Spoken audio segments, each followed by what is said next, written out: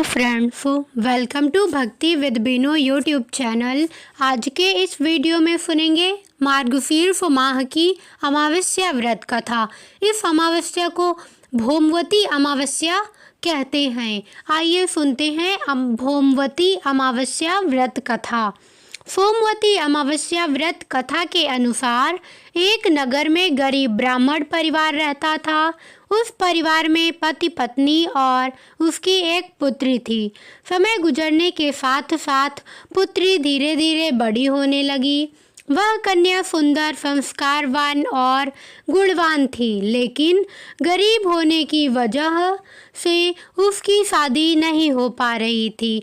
एक दिन उस ब्राह्मण के घर एक साधु महाराज आए। कन्या ने साधु की खूब सेवा की। साधु उस कन्या के सेवा भाव से इतने प्रसन्न हुए कि उस कन्या को उन्होंने लंबी आयु का आशीर्वाद दिया, लेकिन साथ में ये भी कहा कि इस कन्या के हाथ में विवाह योग्य रेखा नहीं है। तब ब्राह्मण दंपति ने साधु से इसका उपाय पूछा। साधु महाराज ने कुछ देर सोचने के बाद अपनी अंतर्दृष्टि में ध्यान करके बताया कि यहाँ से कुछ ही दूर पर एक गांव में सोना नाम की धोबिन महिला अपने बेटे और बहू के साथ रहती है, जो संस्कार संपन्न तथा पतिपरायण है। यदि यह कन्या उस धोबिन की सेवा करे और बदले में वह महिला प्रसन्न होकर इसकी शादी में अपने मांग का सिंदूर लगा दे और उसके बाद इस कन्या का विवाह हो जाएगा, तो इससे कन्या का वैधव्य योग नष्ट हो जाएगा। साधु ने ये भी बताया कि वह महिला कहीं आती जाती नहीं है। यह सुनकर ब्राह्मणी ने अपनी बेटी से धोबिन की सेवा करने को कहा। अगले दिन से ही कन्या प्रातःकाल उठकर सोना धोबिन के घर जाती और वहां जाकर उसके घर की साफ सफाई और अन्य सारे कार्य करके अपने घर वापस लौट आती। एक दिन सोना धोबिन ने अपनी बहू से पूछा कि तुम तो सुबह ही सारे काम कर लेती हो और मुझे पता भी नहीं चलता। बहू ने कहा, माँ जी, मैंने सोचा कि आप ही सुबह उठकर सारे कार्य कर रही हैं, क्योंकि मैं तो देर से उठती हूँ।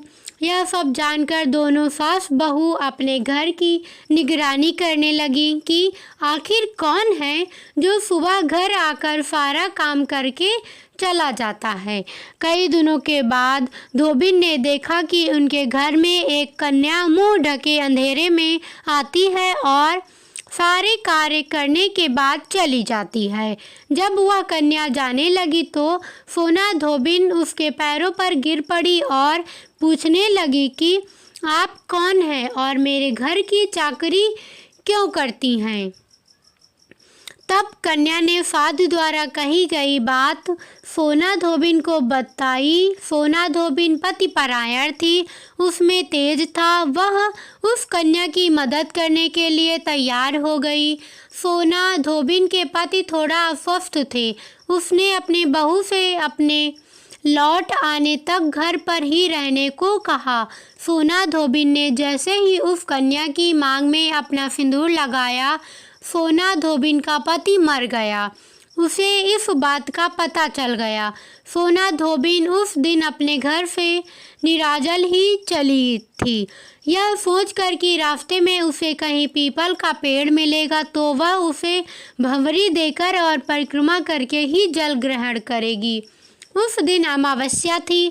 ब्राह्मण के घर से मिले पुए पकवान की जगह सोना धोबिन ने ईंट के टुकड़ों से 108 बार भांवरी देकर 108 बार पीपल के पेड़ की परिक्रमा की और उसके बाद ही जल ग्रहण किया। ऐसा करते ही उसका पति फिर से जिंदा हो गया। मेरी यह कथा कैसी लगी मुझे कमेंट करके ज़रूर बताइएगा। और हाँ, वो जो लड़की कन्या थी वो भी अपना जीवन सुखमय व्यतीत करने लगी। लाइक करना, शेयर करना और सब्सक्राइब करना बिल्कुल मत भूलिएगा। धन्यवाद।